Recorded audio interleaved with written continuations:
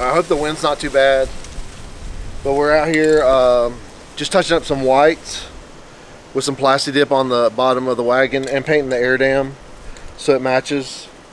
The bottom of the doors had some paint popping and just some different things. So we're just going to touch up Plasti Dip on the bottom just to make it look better. And I've done this before on other cars. So actually the Caprice Plasti Dipped on the bottom. I don't know how many people actually knew that, but it works good on the bottom and it's durable and you can wash it, and if you ever need to touch it up, you can touch it up. And then if you ever decide to paint it, it peels off. So it's not like just spray painting it. So it is a little, I guess, less better. Permanent. Less permanent? Less permanent, I guess. But more durable and less permanent. Yeah. So let's talk about what you did to prep for this. How have you prepped the car? Well, basically I taped it off.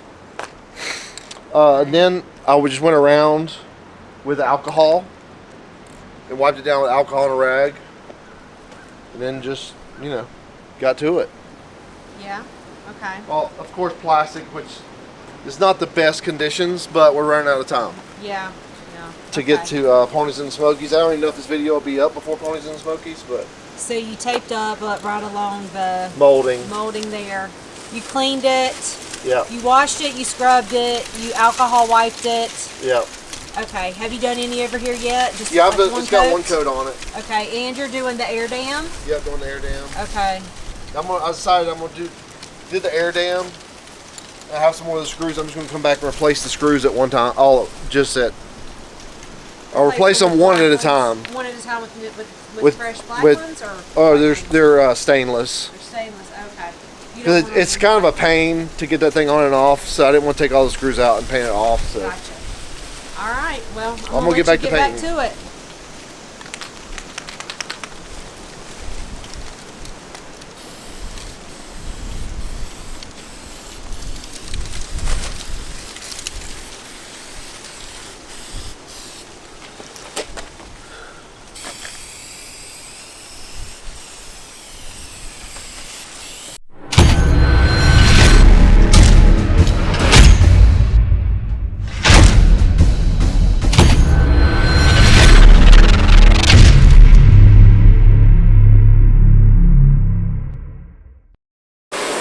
Alright guys, today's the day. We're going to get this thing cleaned up and polished up. I Plasti Dipped the bottom the other day. You probably saw that earlier in the video, or earlier when in the intro. But my friend Jeremy's here, the detail guy of Lake Norman is here. He's going to polish this thing. You will not believe what it's going to look like afterwards. You got to make sure to stick around to the end just to see. It's going to be amazing.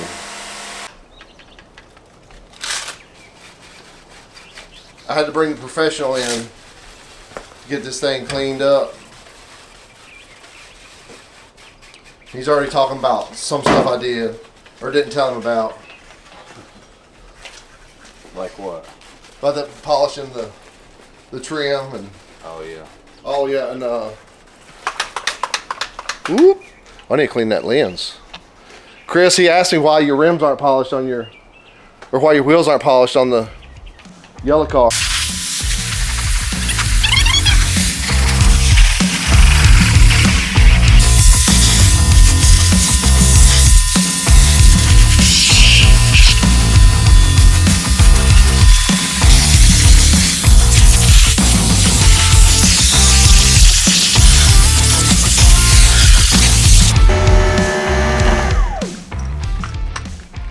Alright, so what have we done so far? Degreaser, and then hose it off and blew junk out. Now we're just gonna door jams. And yeah. Now we're gonna wash and clay. Alright, wash and clay. You leaving the windshield wipers off? For probably. I'll probably get some caps to go on them. Yeah. I think I've still got some. Ooh, feel this right here. Come feel the windshield. Can you feel the crack or just No. Just feel how rough it is. Oh. It's probably the original 86. Well, I mean, if you feel, well, the paint's really not as bad as the... I don't think it's as bad as the Capri was. Like texture wise. This is the, he doesn't really do this anymore. This is the only time you blow out old cars when I buy junk, isn't it? Mm-hmm. Nah, I ain't messing with stuff like this anymore. Only your junk. And I'm making work on Fords. Yeah, so two minuses right there. I'm surprised you're not wearing gloves just so you don't get Rust. Ford. I don't know about rust now. This is not a Chevrolet. I know. All right, so this is just a clay mitt, right? Mm-hmm. Where can you get these on Amazon? Yeah.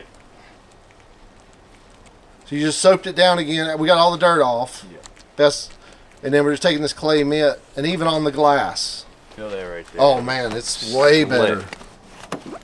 That must have been what we did to the Capri to make it. Like you're already seeing dirt come out of the paint just with this. Oh man, this is gonna make a big difference just right here. I mean, it is yeah. gonna. Oh yeah. It's gonna mar the paint a little bit, Well, right? we got to buff and polish. Yeah, we're gonna buff it after, but yeah. What's this do? It's basically this is smoothing it. Yeah, getting Okay. all the chemicals out of the paint, getting all Okay. the bonded stuff from the sun and the outside, smoothing it out. See how much smoother that is? Oh, Smoother. yeah. It's getting there. And you can see, got some white coming off too. Well, you know, And a single stage paint. it happens. Then you patina it. Then we get the patina. Yeah, we need the patina. We're going for the patina. Yeah, we're going to strip it off with the clay. All right, guys, here we go. I think this thing looks like a chalkboard. This is kind of where we're starting from. It's clean, been clayed. Here's what it looks like now. Stick around so you can see what this thing looks like after. All right, so he's doing a test spot. You did a cut first. Yeah. Then you're gonna polish this up to see how. See how it looks. Yeah.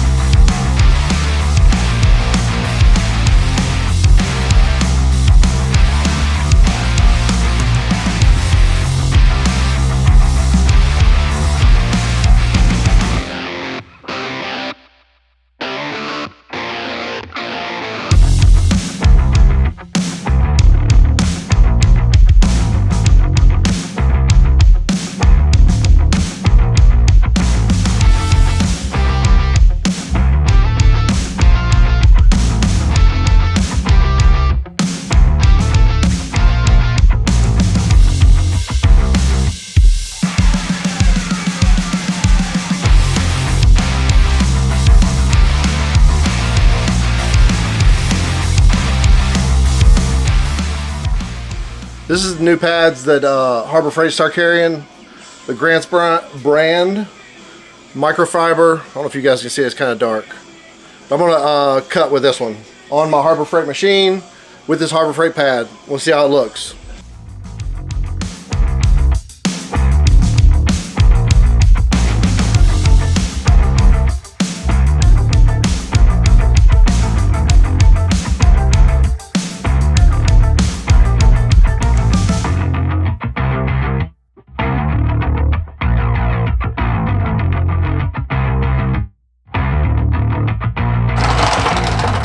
Well, we are done for today. You're done for a while. As you can see, it is now dark.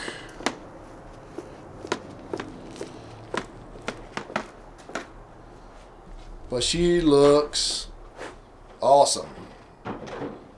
You guys that are at Ponies and Smokies have seen this already, because this video will not be up before Ponies and Smokies, but Here's my.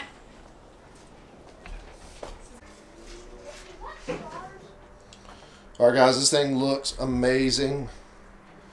This is something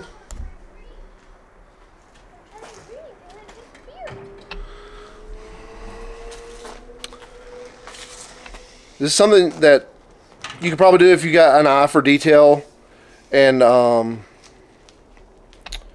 I used Harbor Freight stuff. Jeremy used his professional equipment, but I used a Harbor Freight machine, Harbor Freight pads, and Harbor Freight polish and compound. So try to do it cheap, but I'm saying it's something you could do and get good results. But it was a lot of work. Like, we literally, it was 2 of us worked on this thing probably 12 hours today. So that's 24 hours of work on this car just to get it to shine. So it's a lot of work, and you can do it, but I'm saying you can do it if you want to do it. And you have a place to do it. We did it inside. You could do this outside too if you needed to, right? It's not the greatest, but... You could, it's just you don't want the paint to get hot in summertime. Oh, okay. No, you don't want to do it outside. Oh, yeah, you don't want to do it out in the sun. You do it out of the sun. Out of the sun. Shade will be fine. Yeah. The paint will get hot, and what does that do at that point? I mean, it's not going to do what it's supposed to be doing. Okay. You keep the paint cool. You're going to Okay. heat up the paint anyway. Oh. I did kill 2 pads. Jeremy thinks I got them too hot, which I overworked them or got them hot or so. Yeah, overused them. I think you overused them. I didn't swap them out, so that is one thing. If you do this, you need to have several pads, or you need to stop and clean them periodically Especially on a single stage. on single stage paint. So I did kill 2 of the cutting pads. So I think that's it. I hope you can learn something from this, and till next time, I'm out of here.